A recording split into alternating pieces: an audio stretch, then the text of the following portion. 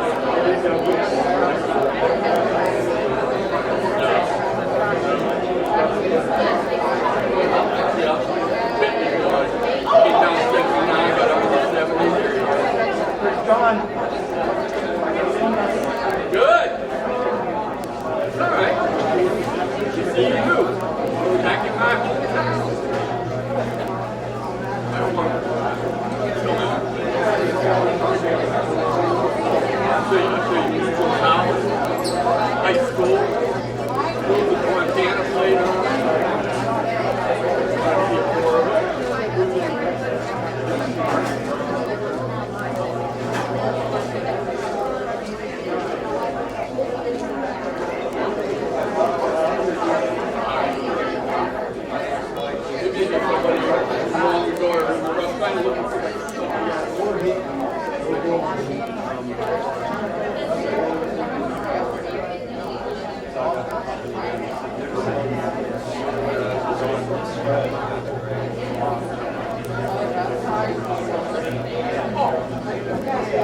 it's going to be down on the cane.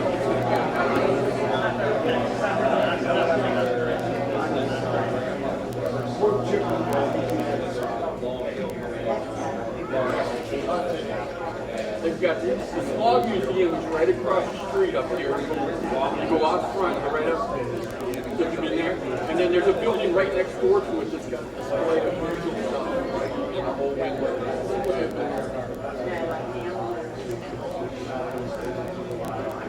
Okay.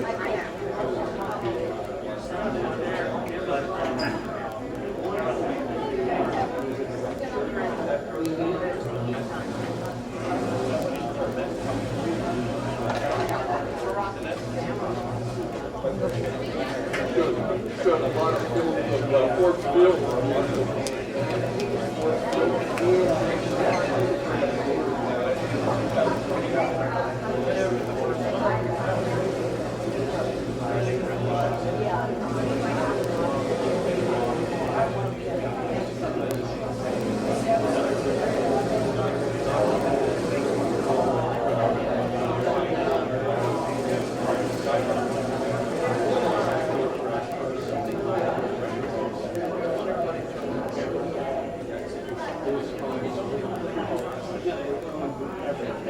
They had 20-some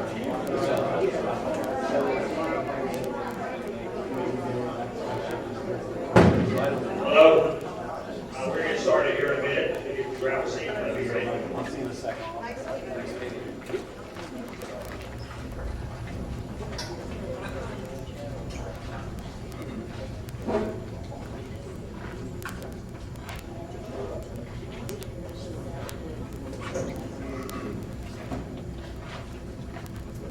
Thank you. We're getting started. A couple minutes late here. Can everybody hear me okay? My name is Mark. I'm from volunteer for the Donora Historical Society. Ryan is going to lead the presentation for us. We're an all-volunteer organization, so if you're not familiar with us, our community is a half a block out the street, so we're welcome to visit us at the end of the day.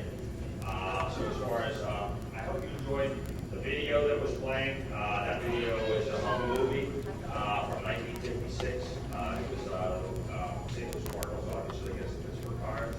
Obviously, Sam Musial was highlighted in that video, and so again, that was taken, how many years ago? 70-some years ago, and the guy that took it, we were hoping that perhaps maybe we made it here today, and we were fortunate that he was able to come, and so this is my uncle. This is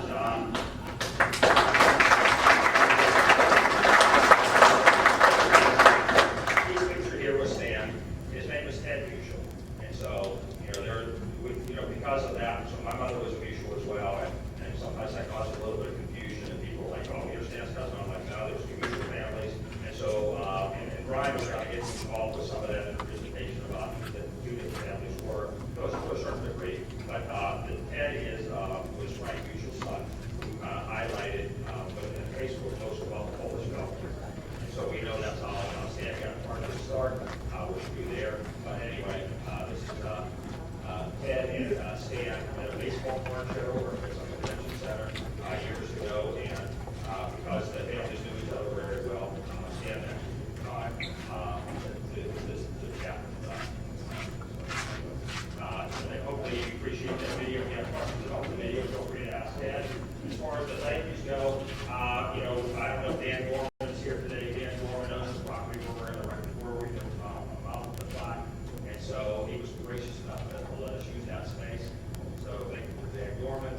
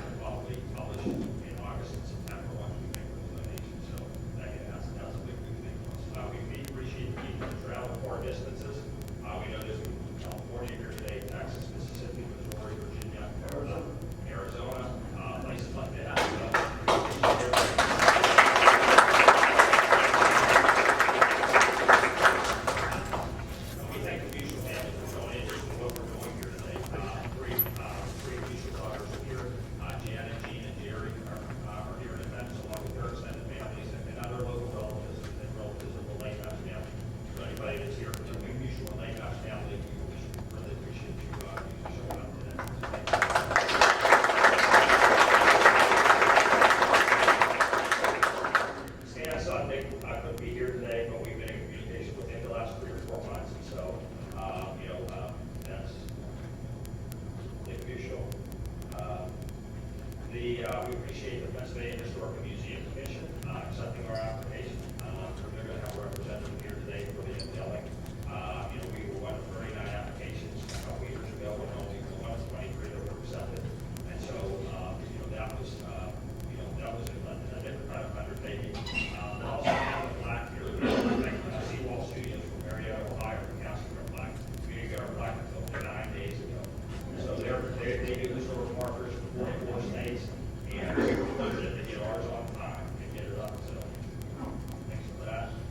Thank you for all the Donora Historical Society volunteers here today. You'll see them in the orange t-shirts. So if you have any questions about logistics, about where the museum is or where the plaque is, feel free to ask them. Thanks to the Donora Fire Department, who will be preparing our food after we do the storytelling here. We're going to do the plaque unveiling. Then we're going to return here, and we're going to be able to have some hot dogs, hamburgers, and things like that. If you're looking for some other kinds of food, the fire department will be smoking, barbecuing pork chops and hot sausage and things like that out on the street.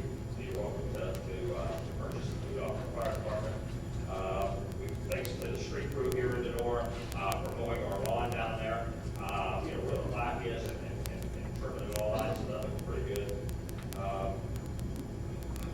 And thank you to a lot of the special people that donated artifacts to us, to the museum over the years. We do get people who have some unusual things and who had to find us over the years and want to donate those items to us. The furthest one came from Alaska. A guy that sent us the Alaska stuff, and the ticket stuff that the Stan Musial class gave us. He actually gave us that to us maybe 2 or 3 weeks ago. That's very well back in Alaska. He was going to try to be here today, but unfortunately he couldn't make it. So we talked about after the presentation, the Black and Bell was half a block down the street. The small museum was half a block up the street. We have a lot of memorabilia up in the museum related to Stan Musial, related to other Donora baseball history, and about the history in general of Donora. So hopefully we'll have an opportunity to check some of that out.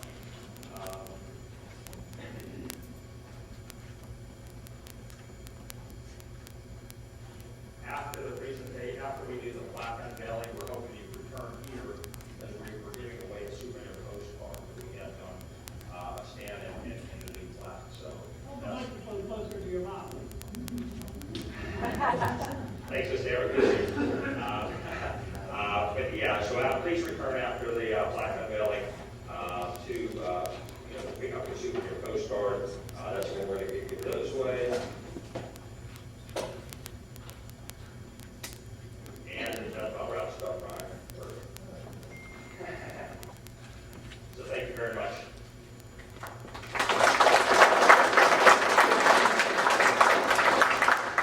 Before I introduce myself, which isn't important, my name is Brian Charlton from the Donora Historical Society. We're going to have a message from Cardinals President Bill Woodward. I am Cardinals President Bill Wood III. I wish I could be with you today, but I'm glad to represent the Cardinals as you celebrate Stan the Man Musial and his legacy in both St. Louis and Donora, Pennsylvania. Stan was the greatest Cardinal of all time. His achievements on the field are well documented. Top 10 all-time in hits, doubles, RBIs, and games played. World Series champion. And that's just the start of an incredible baseball resume that sent him straight to Cooperstown. But that's only part of Stan's legacy. He was the ultimate ambassador for our team and our city, a wonderful family man, friend to so many, and a model citizen in our community for so many years. It's a rite of passage in St. Louis to go to Cardinals games and meet your friends at the Stan Musial statue, which will always stand in the most prominent location outside of our stadium. Stan was fond of his hometown, and it's fitting that all who pass through should know about him and his accomplishments. Thank you for honoring his impact on baseball and society. And if you ever find your way passing through St. Louis, we'd love to welcome you to a Cardinals game and a visit to our great team museum, which features Stan prominently in the presentation of our great history. Congrats to Stan and the Musial family for this fitting tribute.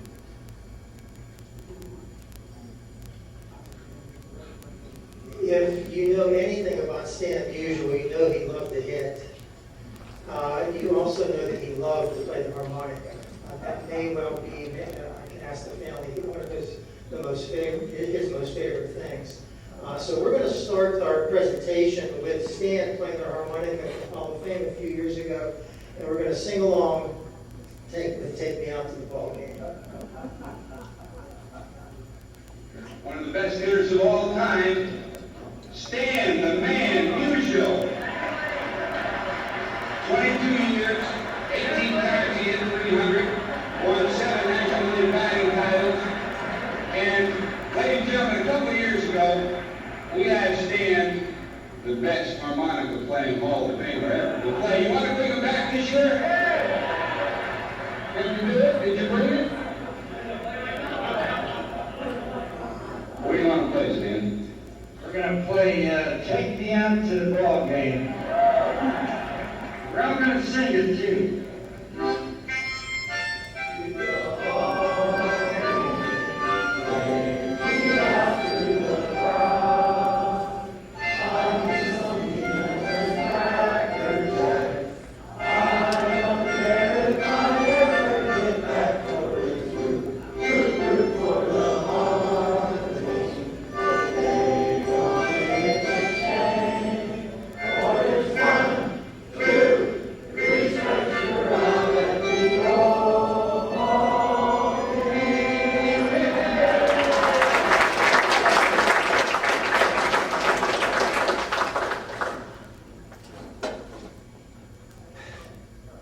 The heroes of our youth fade after time and let us down.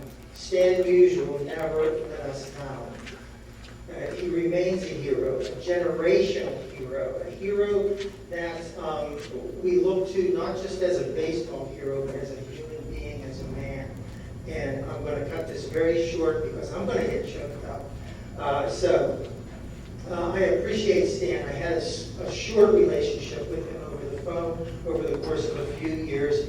And the thing I remember most about Stan was the first time I ever talked to him, and I spent about 10 minutes on the phone with him. I only talked about myself. I got off the phone and I said to myself, Brian, you just talked to one of the greatest baseball players of all time, and all you did was talk about yourself. And he insisted on that. He insisted on it. That's the kind of guy he was. And these are the kind of baseball players we turn out here in Donora. Can your town team match this outfield? How about this outfield if we showed up and you invite us to a game? And they're not the only ones. In the very early part of the century, Bob Coulson was a, I know I'm standing in the wrong, I'm an old teacher, so I gotta stand in the middle. I'm gonna get out of the way. Bob Coulson was an old-time baseball player here in Donora at the very beginning of Donora and played with several major league teams over the course of time. He also was an outfielder. And of course, Steve Filipowicz, who didn't stay in Donora long, but was born in Donora and did have the opportunity to actually play in the major leagues, and also play long before Deion Sanders and Bo Jackson played professional football at the same time. We did this. We looked at baseball as a social and a cultural phenomenon for the Osher program at the University of Pittsburgh. We don't really have time to get into all of this because we got kind of a late start.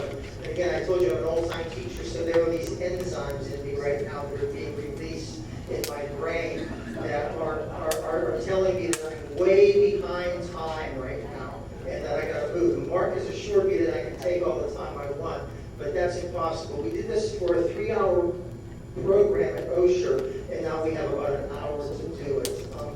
I've done it before with Wayne and Kathy. I'm going to introduce Wayne and Kathy very, very, very shortly. So these are some of the dynamics that we were looking into and Stan's relationship with Donora, and that's going to kind of be our focus today. You baseball stats geeks, you're going to get your numbers. Wayne's going to give you your numbers, so just calm down. You're going to get your fix. So the influence that you have on society is important. This is just one example. Just read this cartoon. This has nothing to do with baseball. but yet he does have the impact. This is something that when you're able to transcend culture, then you're doing something very, very special. And there's very, very few people in the history of baseball that can have this type of impact. And that's the kind of impact Stan had. And now we're going to listen to a Hokie song from the I'm assuming late 1950s. And maybe some of you have never heard this before. There's a mistake in it, but the only reason that there's a mistake in it is because they needed to rhyme the word son with one. And so instead of in 1920 Stan Musial being born, we're going to put it in 1921.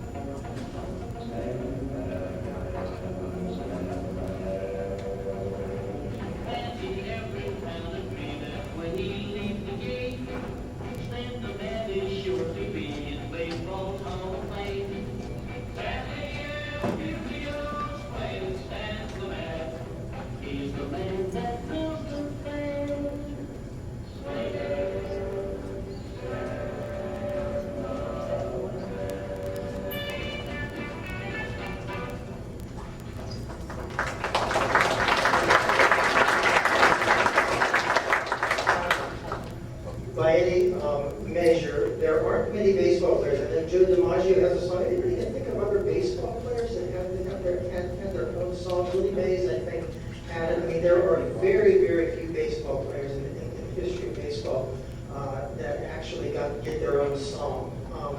And even the Hokies in that song. Did you like that song? Did you like that? Well, I know you played harmonica on hip-hop, right? So it's kind of that genre, sort of. Anyway, Stan Musial was Polish, in case you didn't know, and this is his Polish name. And then, of course, they called him Stasiu. That was the nickname. And of course, we kind of Americanized that to Stosh. And now I'm going to introduce the rest of our panel at this time. We're going to get into a bit of a discussion, looking at some photographs and things, and talking about Stan's boyhood and his connection to Donora. Wayne Stewart was born and raised in Donora and graduated from Donora High School in 1969. Wayne says, I've been fortunate enough to write about sports since 1978 and had the opportunity to interview such legends as Hank Aaron, Ken Griffey Jr., Ricky Henderson, Joe Montana, Larry Bird, and many more. In fact, being from Donora, he was a classmate of Ken Griffey Sr., helped me when he wrote a book, his Father and Sons, which included material about Griffey, and when he wrote a biography of Stan Musial, also, of course, from Donora. Being from the Pittsburgh area, helped me when I wrote America's Football Factory, as I wrote about 6 Hall of Fame quarterbacks from that era and other Western Pennsylvania greats. Must reading from Wayne includes Wits, Flakes, and Clowns and 1960, when the Pirates had them all the way. He has had over 500 articles appear in various publications. Welcome, Wayne. If you want to come up and take a seat, thank you. Kathleen Shoup is an adopted daughter of Donora. She came to Donora I'm not sure how many years ago, 12 years ago, and Kathy came into the museum and said, I'm going to write a book. And I said, yeah, sure you are. And because we've had a lot of people come in and say they're going to do something and never actually follow through. But Kathy is a best-selling author, holds a PhD in reading education, and has had more than 20 years of experience in the classroom. She writes historical fiction, women's fiction, and romance. Shoup's novels have garnered various awards in the Independent Publisher Book Awards, Eric Hoffer Book Awards, Indie Excellence Awards, Next Generation Indie Book Awards, Reader's Favorite, and the San Francisco Book Festival. Kathleen has been featured in USA Today and the Writer's Guide to 2013. Her work has appeared in the Tribune Review, in 4 different Chicken Soup for the Soul books, and Pittsburgh Parent Magazine. Kathleen coordinates mindful writing retreats and is a regular presenter at conferences for writers. Kathy says, I adore writing historical fiction, the letter series After the Fog, and Donora stories. I'm also having a blast writing romance like Home Again, Return to Love, and Tending Her Heart. Kathy, welcome to the panel. If you guys can pull those microphones a little closer. I'm going to kind of stand because I was a public school teacher for 30 years, and you need to present kind of a moving target when you're in that atmosphere sometimes, and so I'm going to present that to you guys today as well. We're going to get started with looking at some different people and things like Lukash and Mary especially, and I'd like Kathy to start talking. She's done a book called The Strong Man and the Mermaid. Thank you. I can remember whether it was the Mermaid and the Strong Man or the Strong Man and the Mermaid. And she's kind of looked into their lifestyle. In writing this historic fiction, she needs to put someone in time and place. And so she's concerned about historic time and place. And can you share a little bit with us about what you found out about Lukash and Mary?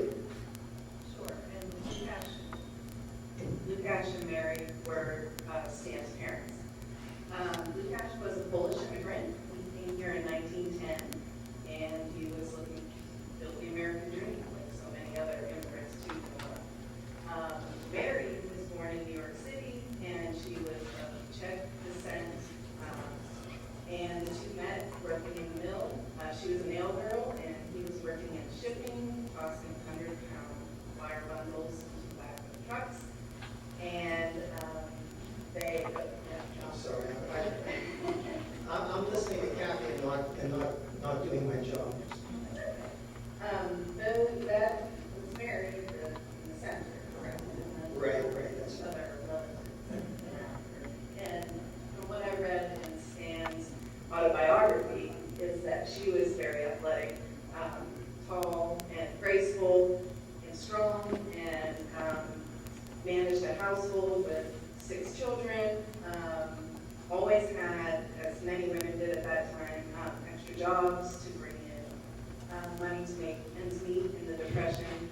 And to me, from what I read, was just a fascinating woman who, like many women, managed so many different roles all in one household. Excuse me, Kathy. Now, Mary is not in this picture, but this is the job she would have had at the mill, being what was described as a nail girl.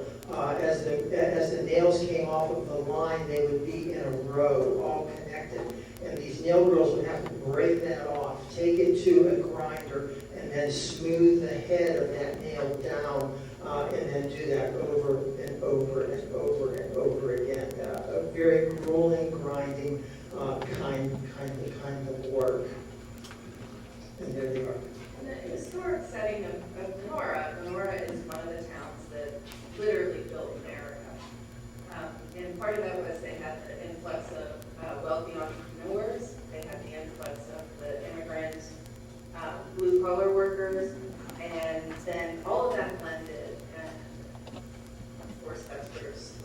Stan was born into, and that all just came together to make him the person that he was.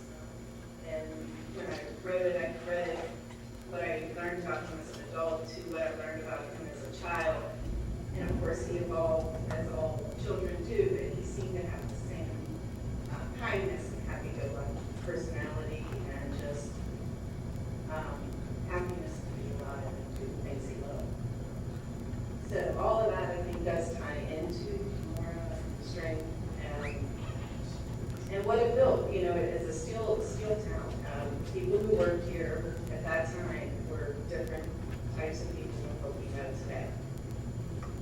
I'm going to back up and go over this really quickly. Some of the things that we're going to look at today are the influence of the Polish Falcons Nest 247, how important that was, the Heslop All-Stars.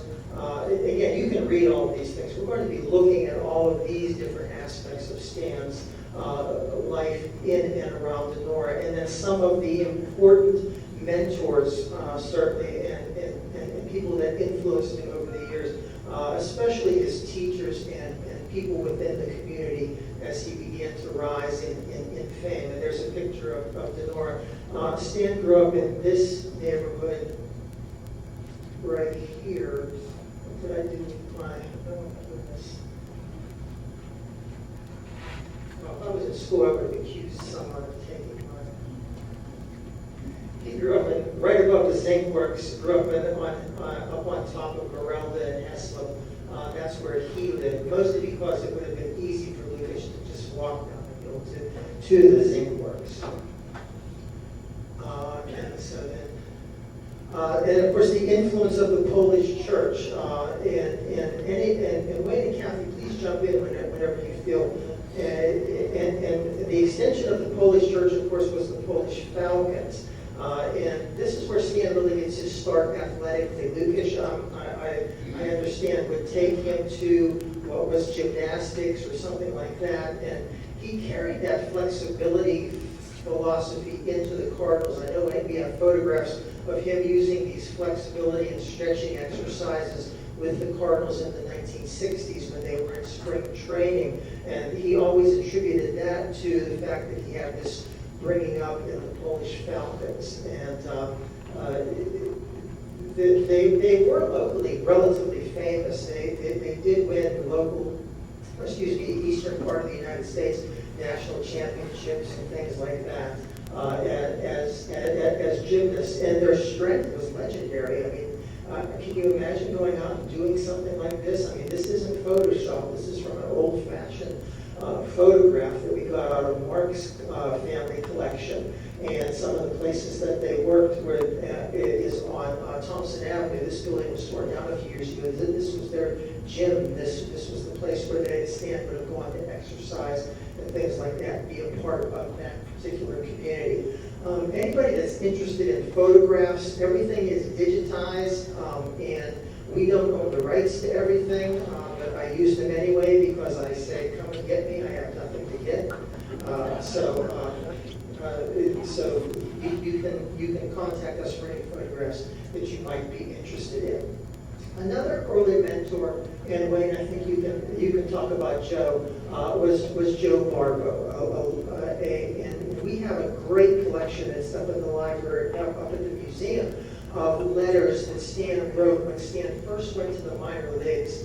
Of Joe Barbo's son Ken gave them to us a few years ago, and a fascinating insight into Stan's thinking as he's working his way through the minor leagues. And at one point when he hurts his arm, he writes to Joe that he might have the opportunity, if he doesn't make it in baseball, to get into management at Montgomery Wards. So I mean, it's just a very revealing kind of that I'm sorry that Wayne didn't have it for his book and Kathy didn't have it for her book. An insight into this young boy, and he was a 17, 18-year-old boy going through this. He was a prodigy. He wasn't as if he was a seasoned veteran. He was just a young man going through all of this. And I tend to talk too much So Wayne, take over. There seems to be no doubt that this was the man who was the earliest big impact on Stan, and hence the writing to keeping in touch with him. But what I have on him is that Stan would wait almost every day for him to get off work, and then he would approach him and say, this is my catch, teach me a few nuances of pitching and what have you. And then when Joe was in charge of the Donora Sink team, semi-pro industrial league, Stan would be the bat boy. Well, that wasn't quite enough eventually, because one day, as the story goes, in 1936, he asked Stan if he wanted to do some mop-up work in a game that was, out of hand. Basically, he said, get in there, let's see what you can do. And the quote is, usually began whipping in pitches. He fired hard with a flapping left-handed motion, and literally he was a boy among men. But the story, legend, let's say reportedly, is that he struck out in 6 innings, 13 batters. But that, it's been disputed. But the fact is, he showed something, and that was just like a precursor to what came later. Of course, then the arm injury, and now he becomes a Hall of Fame outfielder. He was a big influence. Right, Joe played minor league baseball, semi-professional baseball himself. Also a worker at the Zinc Works, playing on our local town team, which was sponsored for some reason by Castor School. And as you can see with their trophies, they were actually quite successful. The youngest or the earliest actual box score that I could find is from 1936. So this would be about the time that Stan Musial is striking out 50 batters in 3 innings. It's one of those stories that becomes a legend. It becomes a legend, and it never gets to be enough batters. It's always going to be a few more batters. And there's another one about Arnold DeLiffo, and somebody asked me about that later. I'm not going to get into the Arnold DeLiffo legend about the hand grenade. But anyway, this is the earliest, this is the Heslop All-Star. So he's about 14 at this time, and he is, or 15 at this time. And so this would be considered like Pony League, Colt League, that sort of thing. And as you can see, is Tom Lennick here today? There's the Lennox leading off there, playing center field and shortstop. So 2 of the more important positions. Of course, the most important position was pitcher, and Stan was a pitcher. But on this particular day, he was playing left field, as you can see there, but still batting in one of the power spots. And here we have Stan going to school. So this is about the same time. So this is about the same time in 1936 again that he is playing with grown men. He's not playing just with kids his own age. He's playing with grown men. And Stan was, I remember him telling me one time that he was really not that great of a student. He went to school because that's where Lil was. And he went to school because he had a lot of fun. And Wayne's going to share a story about Stan and fun. But Wayne's going to share his best story at the unveiling of the marker. So this is just kind of a tease of Stan the prankster. I love to do practical jokes and such, but one thing he wasn't good at was stenography, which is shorthand. And for those of you who don't know, there was a way people, sort of like the word stenographers, where you make these symbols that stood for words or sounds. So according to a classmate of his, one night he says, I just don't get this when you do my homework for me. And she agreed to do so. So she turns all these squiggles, all these lines in for Stan, and he's content that I just did my homework. But the teacher calls him out and says, what I didn't do now is read that back to me. Can't do it, sort of like Jack the Policeman home and home. So he got in trouble for that, but they're just fun practical jokes and such.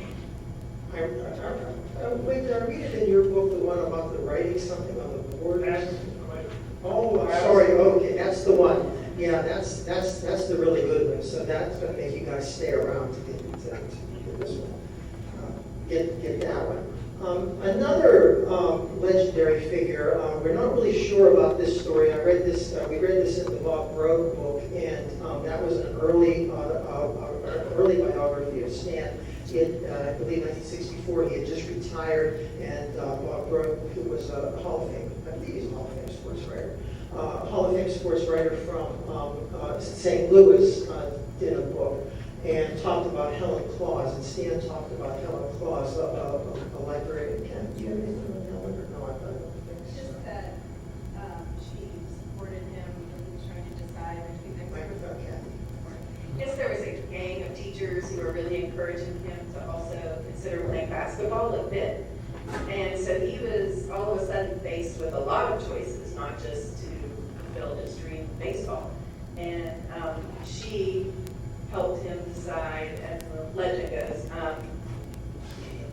he decided to follow his heart, and even though it was at the time seemed less of a guarantee than going to college and getting a degree, that she said you should do what your heart tells you to. And then he saw her at a baseball game. She came and watched him. She told him to hit a home run for her, and he did. Next time he was up. He saw everybody from Donora in a baseball game. I can't imagine what it was like for him to come home, and I do have a story about that a little bit later. But basketball is very important to Stan. This is him very early in. You can see he is built like a young boy. He's not quite Stan the man yet. He's right there in the center. I've looked at this picture so many times, I just assume that everybody knows exactly where Stan is sitting, and that they can identify him. But he develops physically relatively quickly, because this is very early. This is in 10th grade with this, Rikas is right in the back of him, and this is an important man in his relationship with Lily, and they go on their first double date together. We'll talk about that a little bit later. But as you can see here, you can see he's starting to develop. The shoulders are a little bit better. The legs are a little bit better. He's starting to develop, and this is happening relatively quickly. This is not something that's taking years to develop. And then finally, you can see the power in the neck and the shoulders, the arms, the legs, and he's sitting next to his good friend, Dick Arikas, who is the one who arranged the double date with Lillian Labash, a young lady whose father owned a local grocery store. And Stan, I remember, said to one time we were at the anybody remember when we were here in 1995, and we had the Donora baseball reunion? Am I the only one? Am I that old? Oh my goodness. But anyway, Stan basically said that he wasn't, jokingly he said to Lillian, I wasn't sure if I was more interested in your father's store or you. So that was what he said at the time. And of course, I think he was more interested in her. And again, playing baseball was, Donora had not had a baseball team since 1920. And Dr. Michael Kaiduda, who eventually became president of California University of Pennsylvania, was one of the teachers and principals at Donora High School. And he started a baseball team because he knew he had a lot of talent available to him.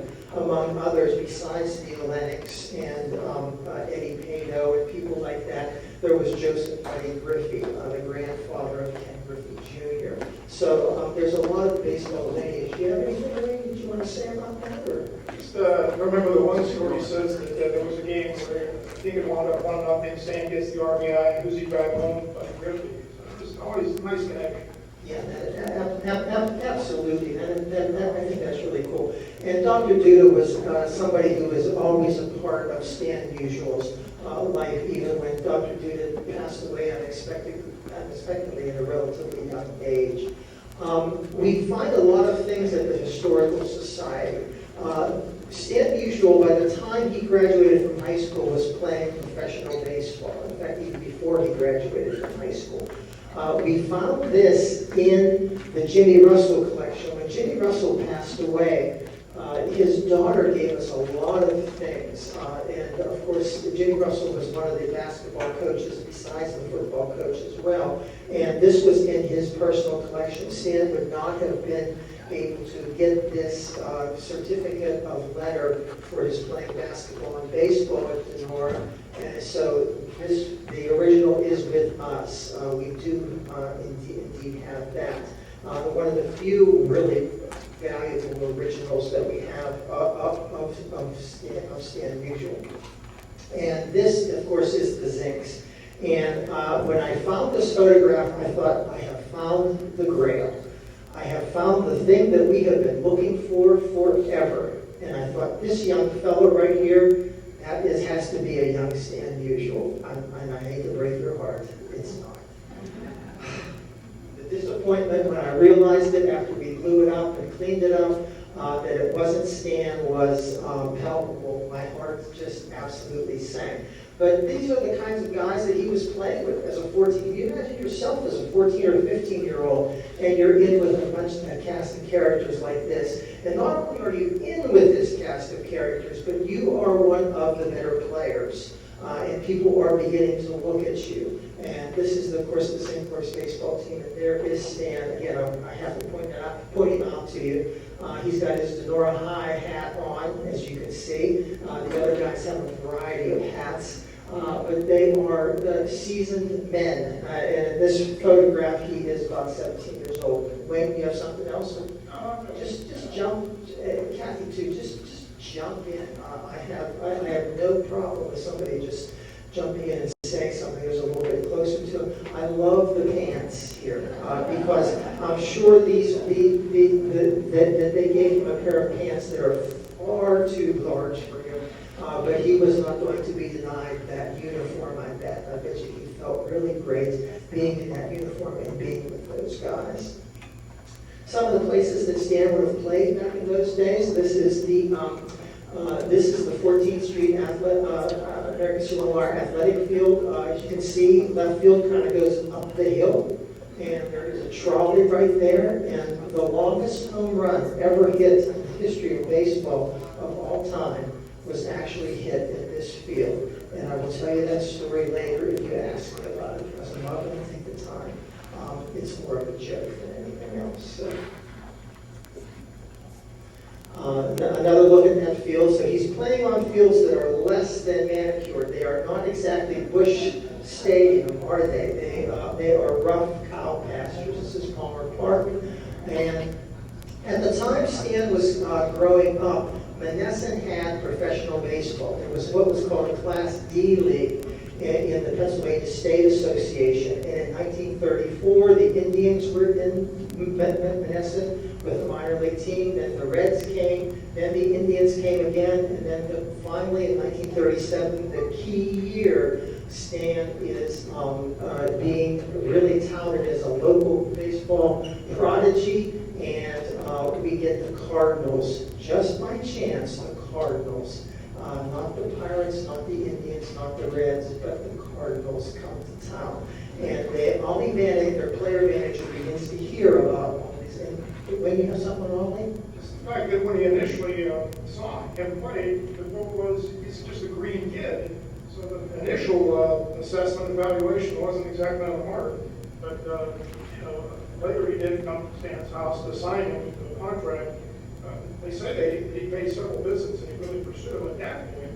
And the thing that goes there is that the father was adamant that he's not going to wind up playing baseball. It didn't seem to have the credibility that the game does today. It's a little bit more crude and so on. So the father was determined no, but the story goes that Stan appealed to his mother, and I think the power of tears influenced her. And I remember her saying to the father that, why did you come to America? Because it's the land of the free, you can do what you want, your own choice. And she said, well, I'm not Stan having his own choice. So the story goes that was very influential in finally getting the signature for the Cardinals.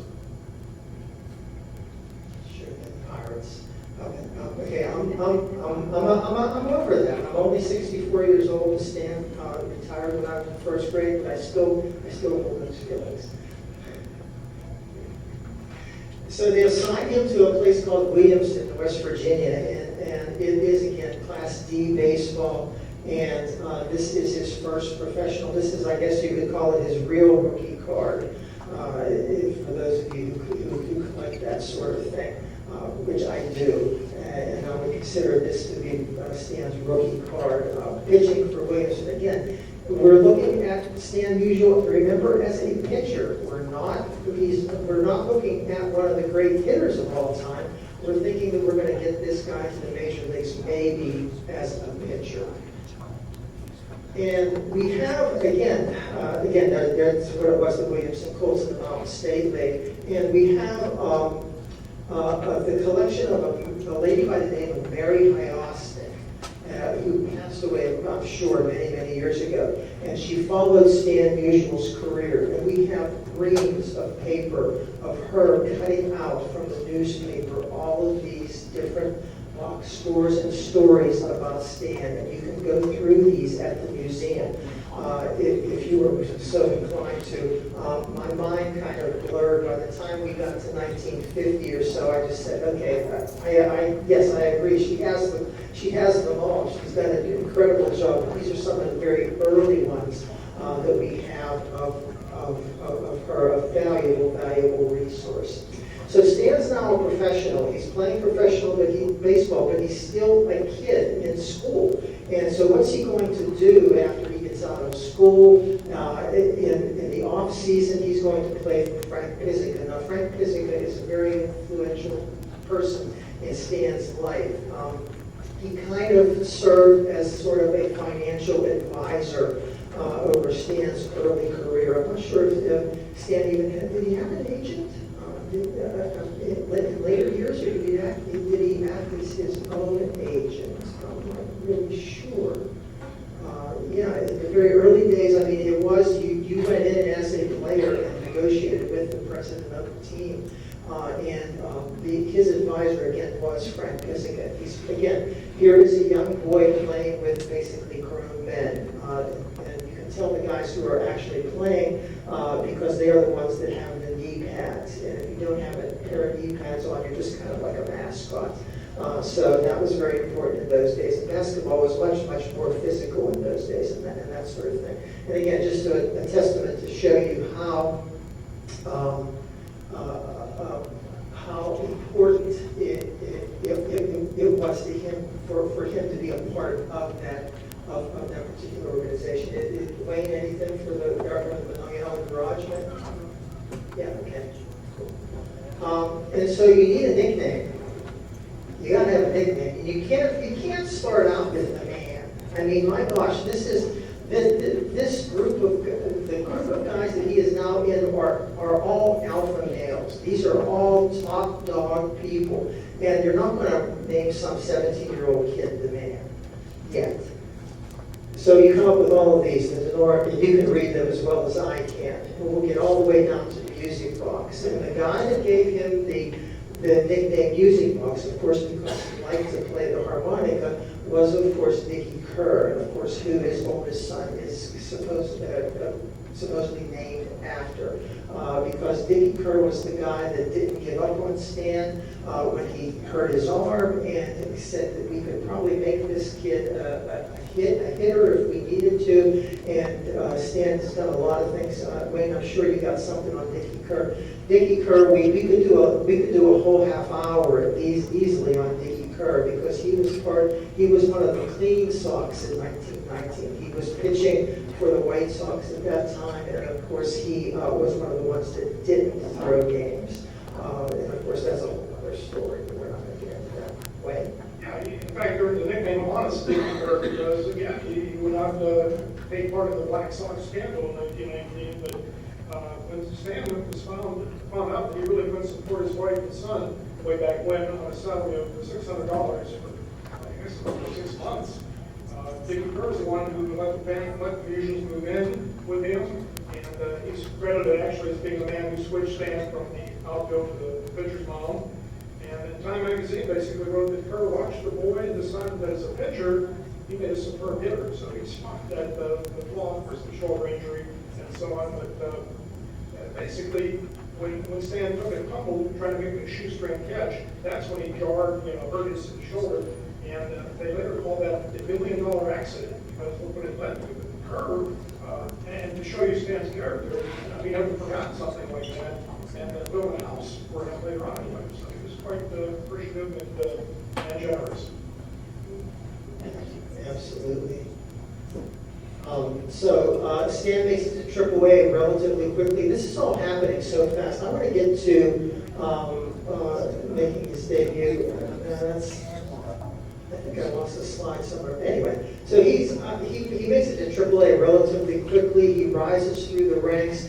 I know whenever I think Ollie Manning was managing in Springfield, if I'm not mistaken, Wayne, and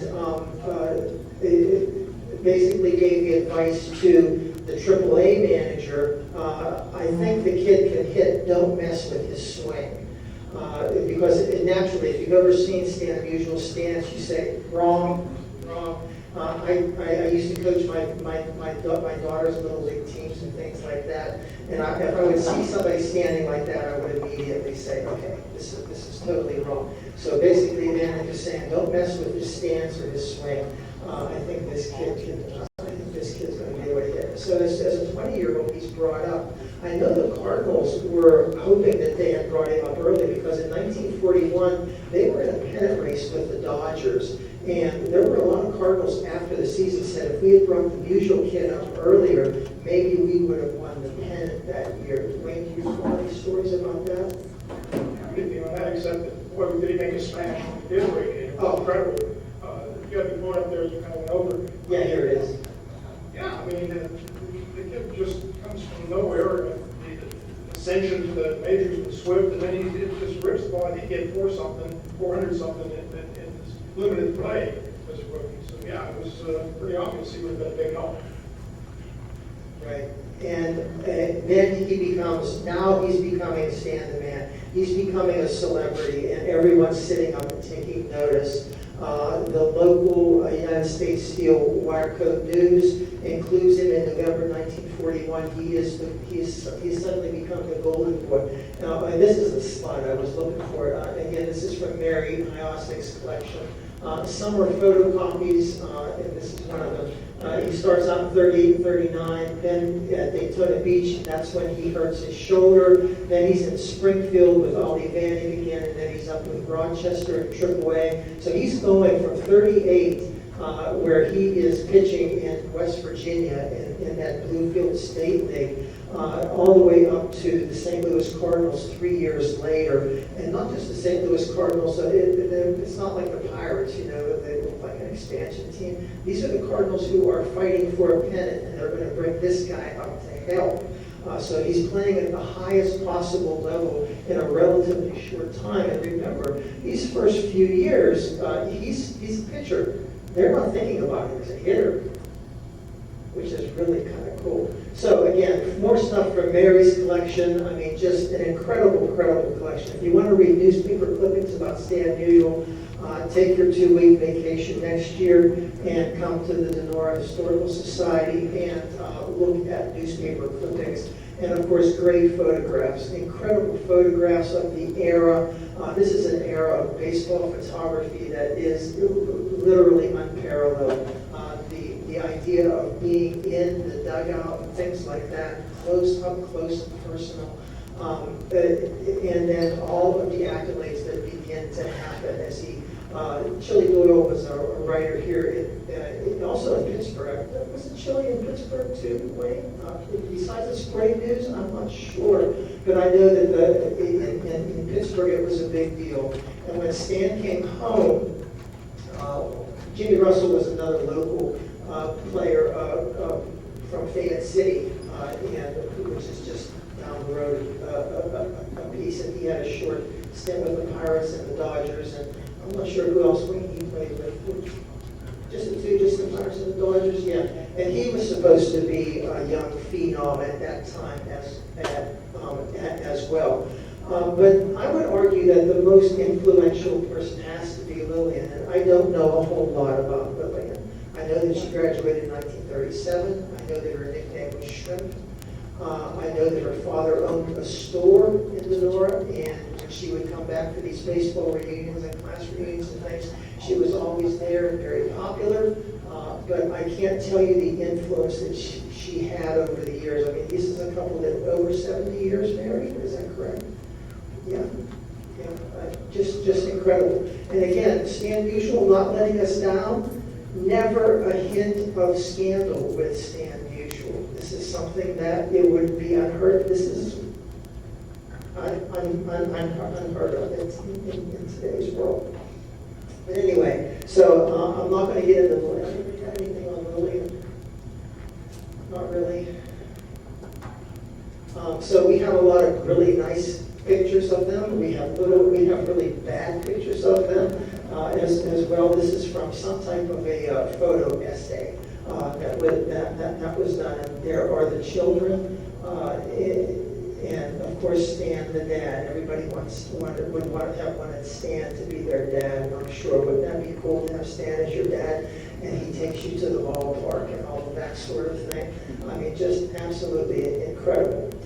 So, 1942, the Cardinals do win the pennant, and Stan Musial does start and play on that Cardinal team that goes to the World Series and plays the New York Yankees. And of course, they win that World Series. And so, what is Stan Musial going to do? You just won the World Series, Stan. Where are you going? I'm going to Leigh Bash's store to be a clerk. The difference in what happened then and what happens today. Now, because he is married and has a child, he joins the Navy in 1944. But Stan told me that he had very easy duty. He said it was a breeze. He said, I painted some ships, and I did a lot of talking about baseball and playing baseball and those sorts of things. He said there were other major leaguers that had it much rougher than he did, and that's part of where he was. I have a T-shirt, the Bainbridge Naval Station, that I got from Evansville Flannels that I need to put up in the museum, and that's where he was, at the Bainbridge Naval Station. But everybody now wants to feed Stan Musial. And of course Stan is connected to Donora. So we have all these different parties for Stan over the course of the off season, for clubs to begin to raise money and things like that.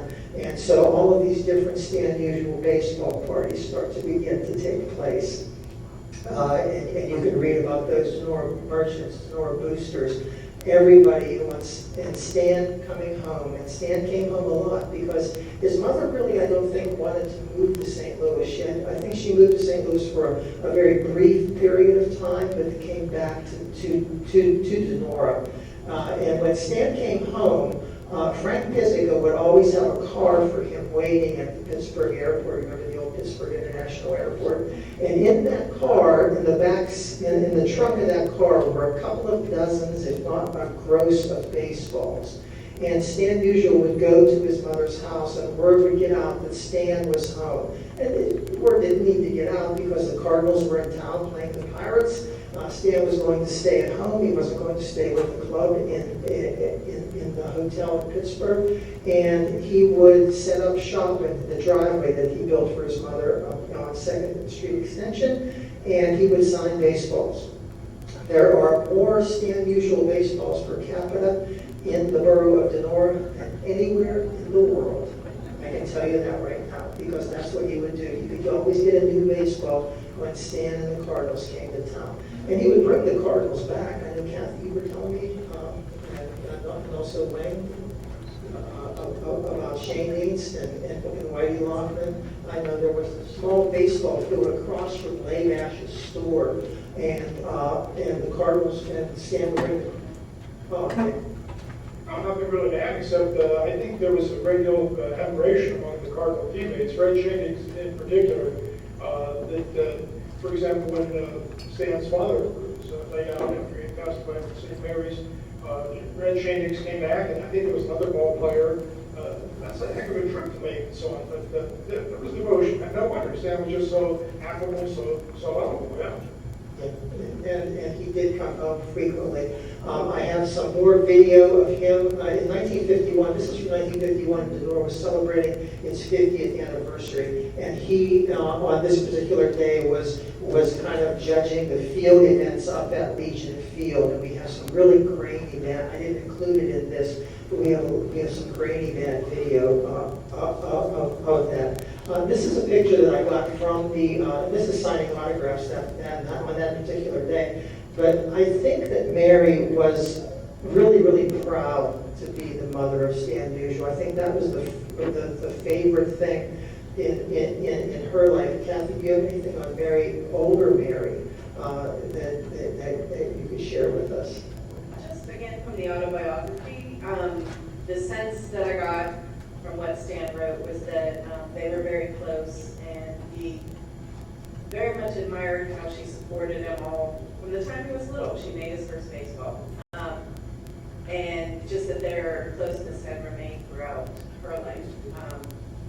And also, just going back to when he first made it big, he had mentioned how much how proud he was when his mother and father came to watch him play in those big stadiums, and he got to take his father into the different locker rooms and meet these general managers, and they treated Stan's father like the Polish prince. So he was very proud to be able to do that. And we're going to go for a run here on Stan and the fans. Stan never, I don't think he ever denied an autograph to a fan.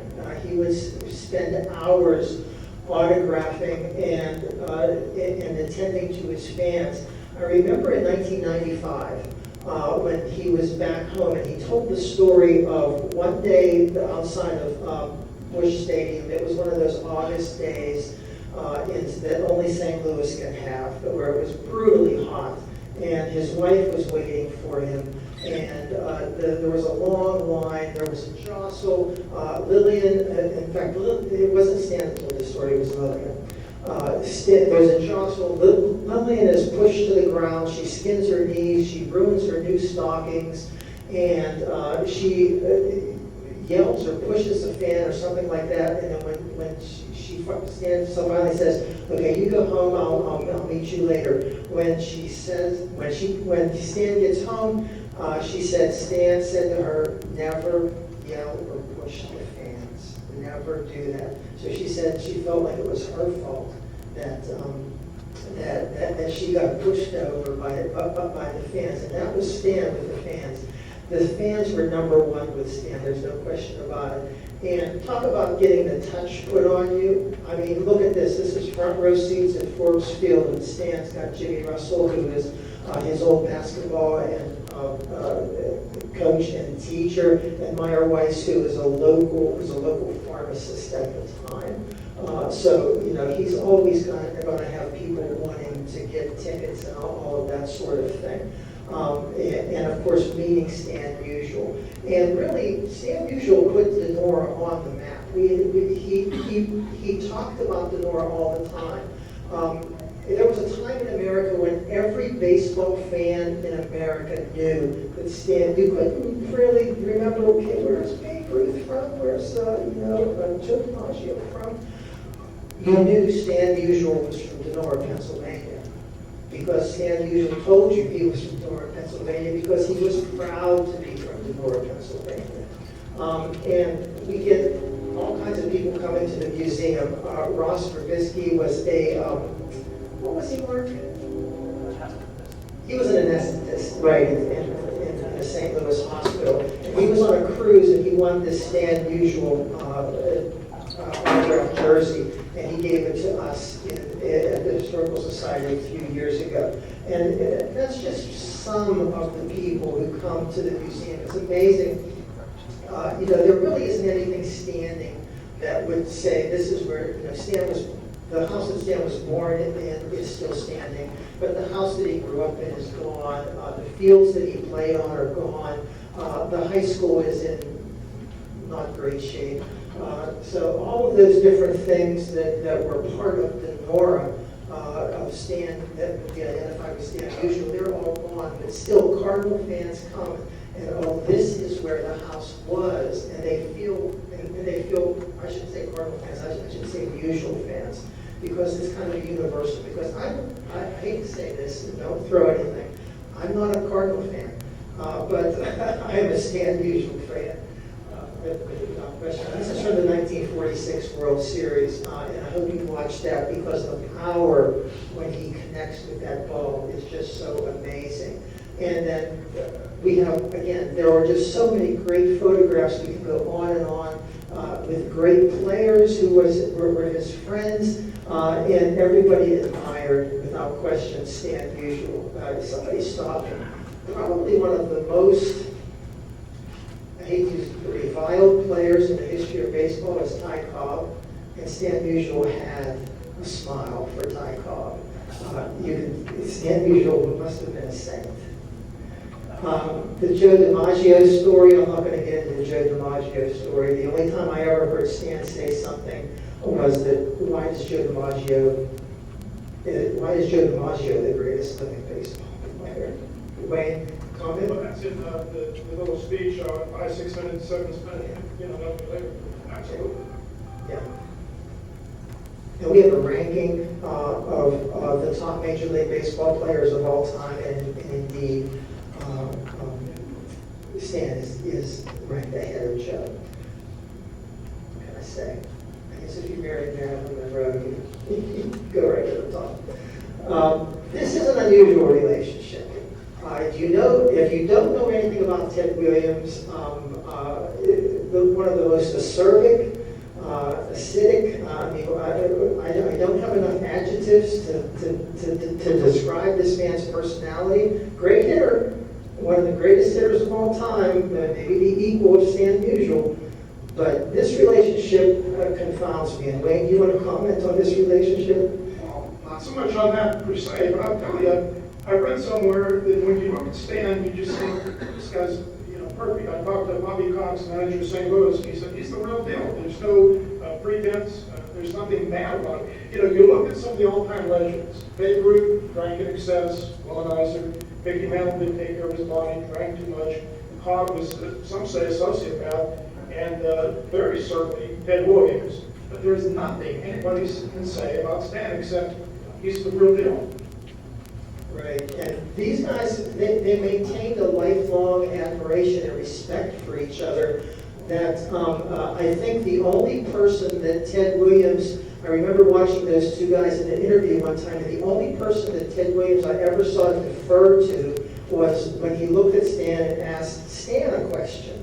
And it's like, wow, that's totally out of Ted Williams' and there they are at an advanced stage. They kept this lifelong friendship going, and I love the look on Williams' face. He's looking sincerely. If you could, I don't know how many times have you written Ted Williams and sincerity in the same sentence. I hope there aren't any Ted Williams fans here today. I apologize if there are. But I mean, he's sincerely looking at Stan and listening to what he has to say, the comment that he has to make. 10 years ago, 1949 and 1939, he's a young pitcher in West Virginia throwing what he described. I remember him describing, I was a slot ball pitcher. I didn't have any speed. I just kind of threw the ball up there and moved it around and changed speeds and threw curves and sliders and things like before there was even a slide. We knew what we identified as a slider. And then you're on the cover of Time magazine. And then promotions. Everybody wants Stan to promote their product. We have Stan Musial baseball gloves on display in the window outside right next to the Historical Society. And all of these different types of promotions, different eras. Stan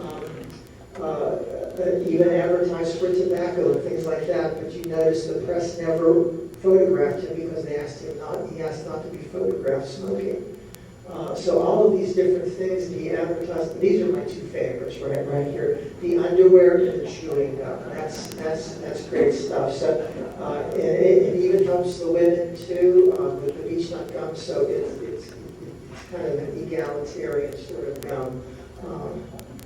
And then, of course, the 3,000 hit that supposedly Lillian is supposed to go home on a Saturday night from Wrigley Field. Don't stay the next day. I'm not going to play. They're going to give me that day off. The game's close on a Sunday afternoon, and they send Stan in to pinch hit, and he gets his 3,000. His actual 3,000th hit, and Lillian is there to actually see that. And then I guess St. Louis just went crazy with the 3,000th hit with a big parade and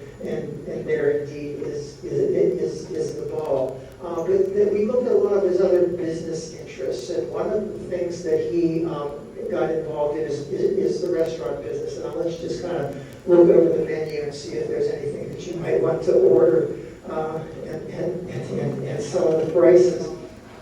But it was a rite of passage for Donora High School seniors to drive out to St. Louis upon graduation and go to Biggie's, Musial and Biggie's, and get and order and tell Stan Musial. If Stan Musial's there, we're Donora High School graduates, and so Stan would take care of them. He would pay their bill. He'd put them up in the hotel for the night. He'd give them a bag lunch for the next day, fill their car with gas, and send them back on their way. And there was somebody with another Stan Musial story. This became a regular thing. If you went to Stan's restaurant and said you were from Donora, you were treated as if you were, President of the United States.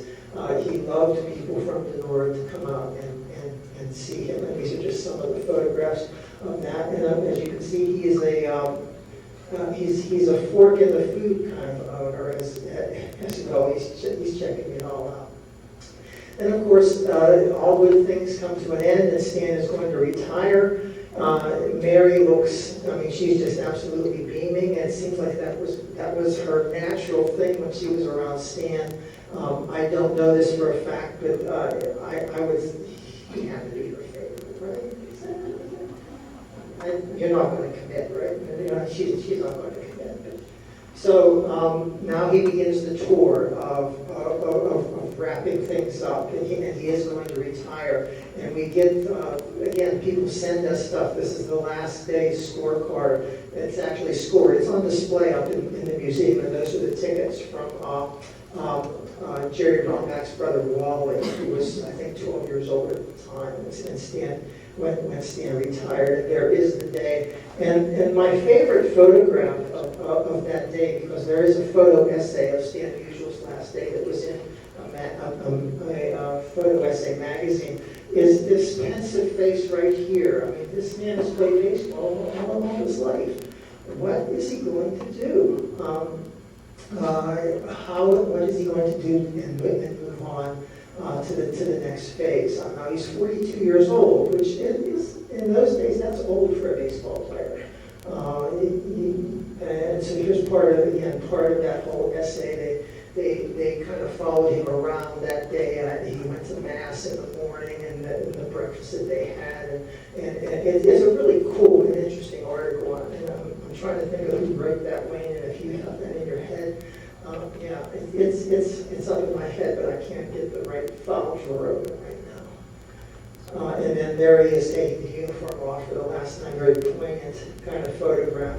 And so he waits. Again, 1964, the Cardinals win the World Series. Stan is general manager.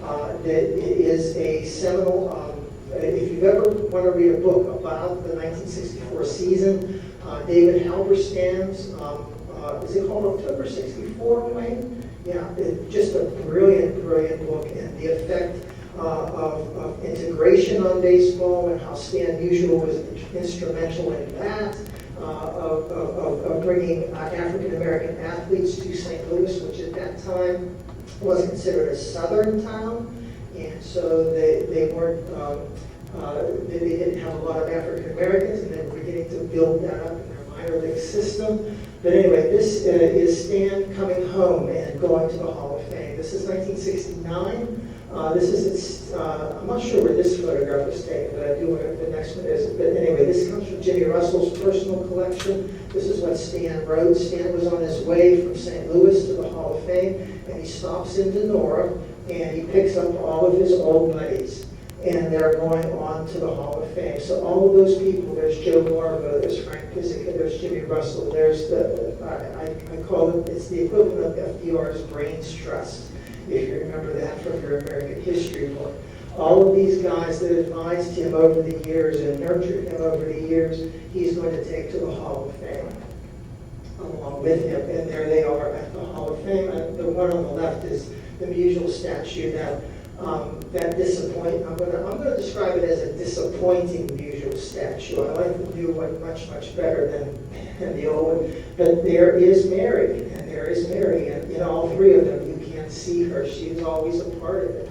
Lillian was a saint. To have your mother-in-law around must be all the time, what seemed like all the time. Everywhere you went, there was your mother. Your husband was on one side, and his mother was on the other side. I don't know how my wife would have reacted. I don't see her here, but she would. But anyway, so Stan did love the baseball circuit, and of course described as baseball's perfect night.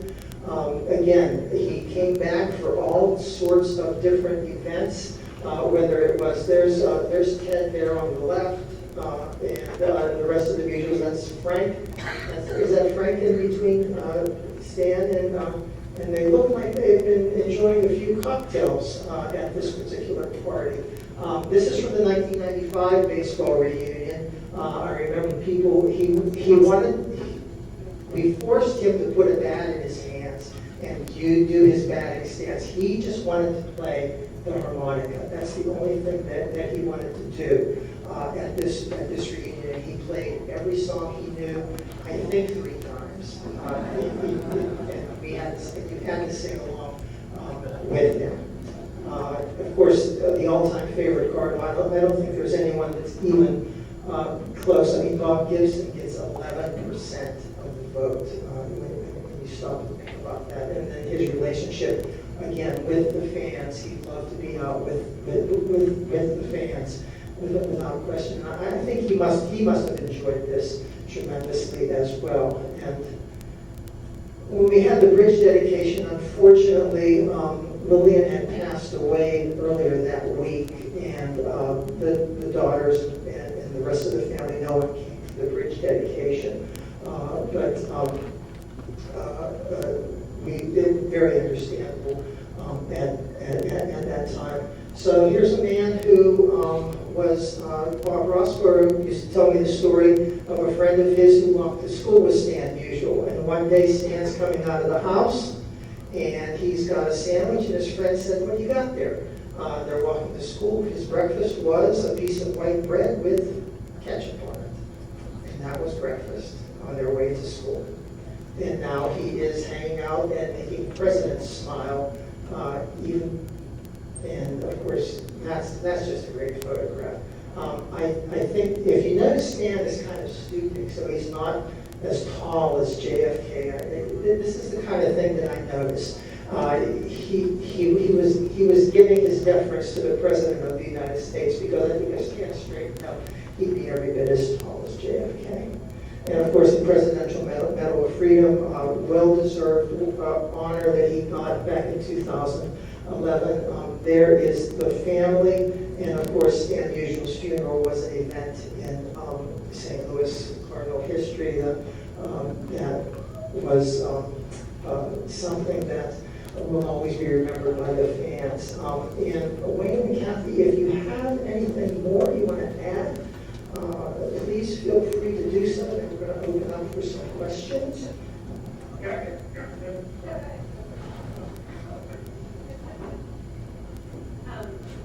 I just want to say real quickly that when I first started writing about Donora, I knew of Stan, but not much at all. But over the 8 years where I researched after the fog and came back and taught workshops and things like that, more and more his name came up. It's the story about experiments, and they're just fascinating people, and to be able to talk about Donora and tell a little bit about their story has just been an honor. Stan was an incredible person from young till old, which is part of what was interesting about writing it, was threading through seeing him as an adult and all the accolades he got, whether it was personal or professional, and then seeing that all the way back in his childhood, that he was this person. He's a fascinating person to write about. Well, I just have a couple of quick things. We talked on this, Brian. Stan was selected as the greatest Cardinal of all time. Now, this was 43 years after he had retired. And we have guys who were much more current. Robert Walsh was still with the Cards, if I recall. Ozzie Smith, Bob Gibson, Luke Rock. 43 years later, Stan's still famous. The other thing is, I just loved his sense of humor. He once made a point of seeing, he does this all the time, did. Gillis Payne, he made a point when he was the president of the Milwaukee Brewers, coming down to St. Louis, and Ken Griffey Jr. So when he found out about the success of senior and junior, make sure I get to see these guys, but he couldn't help but tease and show his sense of humor with Junior. The exact quote he told him was, you know, Junior, he says, you are the second best left-handed hitting, left-handed throwing outfielder ever from Donora. And maybe he was right. Kenny Senior, Junior was great, but wow. His self-confidence, that to me was astounding. I got a story from the book. Bobby Del Greco said that there was a game in Pittsburgh against the Pirates, of course, and they brought up a really good left-hander. So it's going to be lefty against lefty. If you don't know baseball, that's not easy for a left-handed hitter. And everybody told Stan, this guy's going to get you out. And Stan looks and he says, never in his wildest dreams will they get me out. And according to Del Greco, he hit one over the center field wall and Forbes like on the next at-bat. The final thing I have for you is something Donora fans, Donora natives like me will appreciate. I wanted to write a book about Western Pennsylvania, the 6 Hall of Fame quarterbacks, which is crazy because I think at the time there were 24, 25 Hall of Fame quarterbacks in the modern era. And our area produced 6 out of that amount. I mean, that's a staggering percentage from, I think, the total population of our area around Pittsburgh, Jim Kelly, that area was 2% of the country. We produced that many quarterbacks. And I had to, every chance I get in the book, I'll talk about the North, Roscoe Ross and Deacon Dan leading the league. So this will make you feel good. I knew that Mike Ditka was a big fan of Stan Musial. So I was able to get his phone number, and I called him up, and immediately I'm saying, don't hang up, don't hang up. I'm saying, I'm from Donora, Pennsylvania, and, I know you're a fan of Stan. And the quote he gave me, which applies to all of us from Donora, is anybody from Donora is okay in my book. So he did. He gave me the introduction to the book. I did.